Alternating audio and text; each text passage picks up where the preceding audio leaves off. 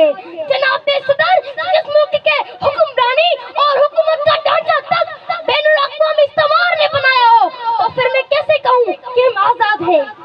جناب صدر، جس ملک کے عدلیہ کا سسٹم تک کسی اور کا لیا ہو، تو پھر میں کیسے کہوں کہ ہم آزاد ہیں؟ جناب صدر، جس آزادی کی یہ بات کر رہی تھی، جن ہری جھنڈیوں کی یہ بات کر رہی تھی، کل یہی جھنڈیاں ہمارے پیروں تلے روندی جائے گی اور ان کو اٹھانے والا کوئی نہیں ہوگا، تب میں ان سے پوچھوں گی ارے کون سی آزادی؟ جناب صدر، ہم آزاد نہیں کہ جب کشمیر میں ہمارے مسلمان بھائیوں کو مار مار کر ان کا نتو نابود نکالا جا رہا تھا، تب ہم بھارتی مووی سلطان کو پاکستان میں سب سے مقبول ترین کلپ بنانے میں مصروف تھے، تو پھر میں کیسے کہوں کہ ہم آزاد ہیں؟ جب ہمارے جناب صدر، ہم آزاد نہیں جب ہمارے مسلمان بھائیوں کو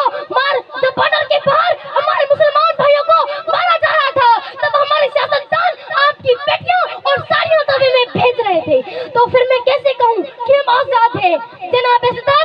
اور ہمارے نوجوانوں کے لیے اب بھی روڈ پر میں دیکھتے ہی آئی، ہمارے نوجوانوں کے لیے آزادی کا مقصد فقط بائکوں کے سالم ساتھ پھاڑ پھاڑ کر نکالنے تک محدود ہے، تو پھر میں کیسے کہوں کہ ہم آزاد ہیں؟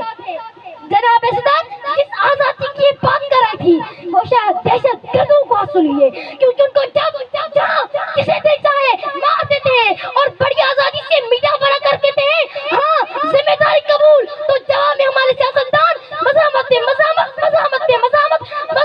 مزاحمت کرتے نظر آتے ہیں۔ ارے کون سی آزادی؟ جس دیش کے ہر سمت بربادی کے سائے ہو،